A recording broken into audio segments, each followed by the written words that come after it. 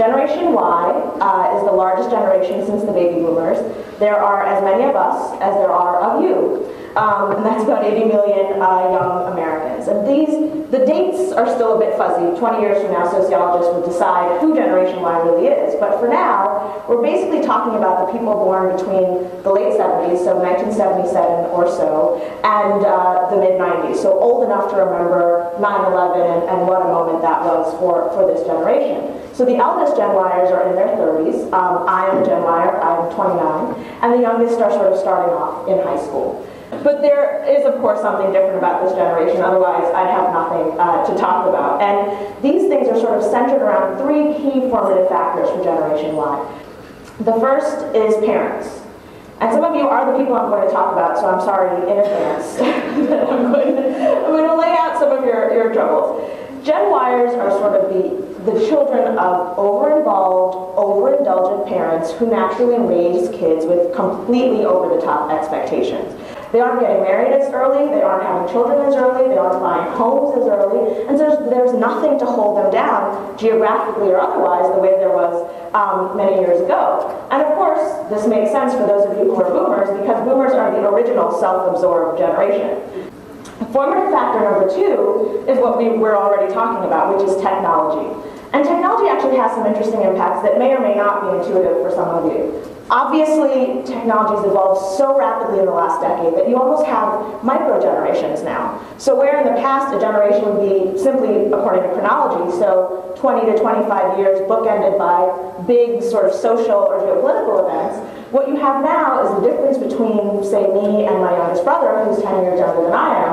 It's texting, it's instant message, it's Facebook, it's MySpace. He's a completely different person from a brain chemistry perspective than I am, and he's only 10 years younger. So you really have a different kind of approach to generations than you've ever had before. Similarly, you have a uniformity of perspective in this generation that did not exist before, because the technology allows attitudes to permeate and disseminate so much more quickly than they ever did before. So where in the past you had much more of a differentiation with young people regionally, based on socioeconomic background, and all sorts of other factors, young people are coming to you now with the same expectations across the board, regardless of what their background might be, and they're getting that because of the technology.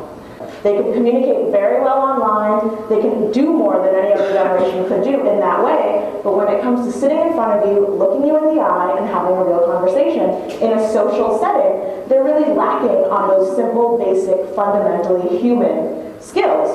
And the last formative factor is sometimes the fuzziest, but I think also the most crucial, and it's really the world that this generation grew up in.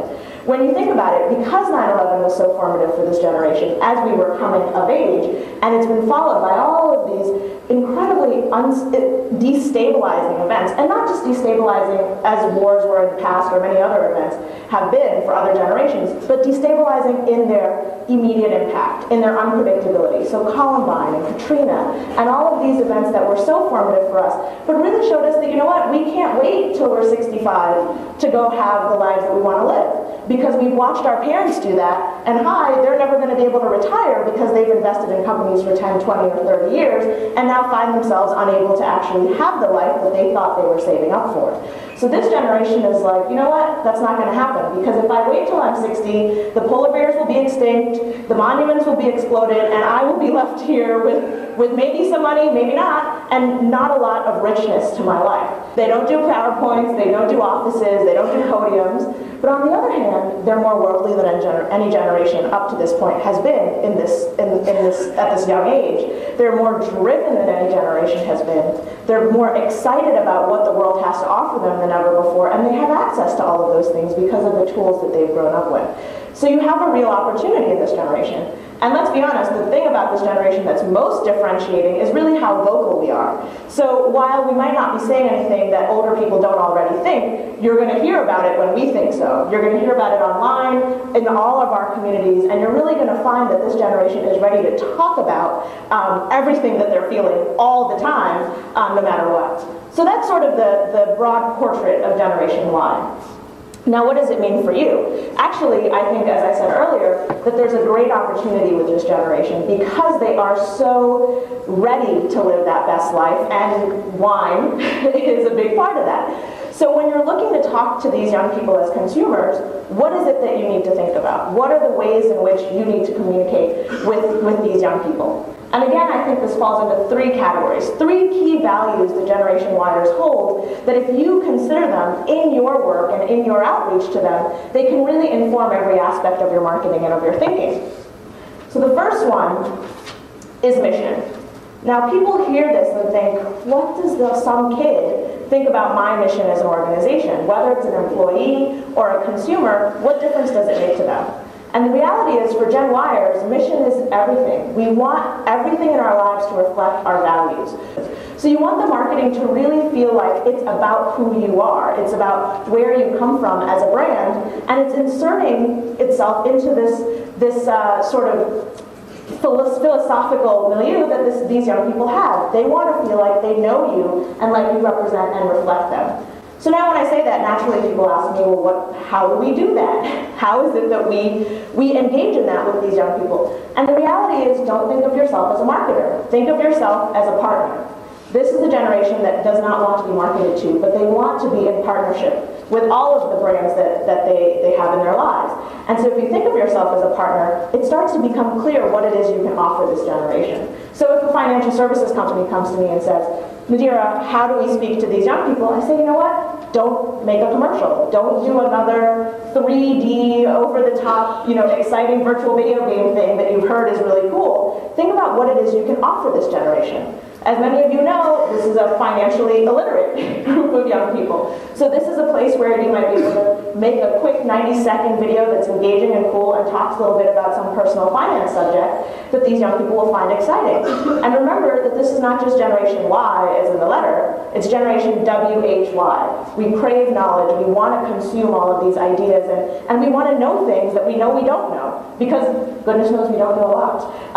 So we want these, when we find these companies that are willing to share that expertise with us, we get excited about it. And obviously, there's so much knowledge throughout your industry that is cool and that is exciting and that's engaging and that you can put into these formats. So when you're thinking about how to share your mission, don't think about it in the conventional ways. It's not just a mission statement. It is a 90-second video showing a little bit of the culture that you guys have here in wine country. It is a blog that gets into some of the exciting details of what's going on in legislation and other aspects of your business. It's all about giving them access to what it is that you do. So it isn't branding, it allows your mission to sort of evolve organically out in cyberspace and in the real lives of these young people. So that's value number one, which is mission. Value number two, we think we're really special. You might have noticed this. And so it's important for us to feel that there's some exclusivity and some excitement built into the brands and the companies and the people that we deal with. Which brings me to value number three, which is community. This generation completely lacks community. Now this sounds counterintuitive because all we've talked about is connectedness. All we've talked about is the ways in which technology brings us together and makes it possible for us to move forward and really build. But when you think about it, go back 20, 30, 40 years, who raised a young American person? It was the people on their street, right? It was their small town. And now as society's become more mobile, you're running into a situation where young people don't have that stabilizing community. I mean, social networking isn't just about technology. Social networking has existed forever. It is about human relationships. That's what social networks are. And in some ways, tools like Facebook actually mirror tribal societies, where your relationships are examples of your status, or you're able to give gifts in order to build those friendships and make them grow. And so you've got this world in which technology is really just trying to get us back to where we used to be. So it's important to take the young employees you already have, the young consumers you already know are excited about your brand, and use them to tell you what it is that you ought to be doing. It's as easy as 1, 2, 3 to just send out a tweet and say, hey, 20-somethings, what is it that we ought to be doing? And you'll get lots of response from them. They will say signings, tastings, book clubs, mixers, all of those ideas are going to come from those young people, but it should come from them because they're the ones that you are trying to attract, and they're the ones that ultimately are going to engage in these activities. So you've got to let that community build, you've got to be observant about it, you've got to make sure that you really know how to draw it out, and you've got to use Gen Yers who are already engaged in your business to do that.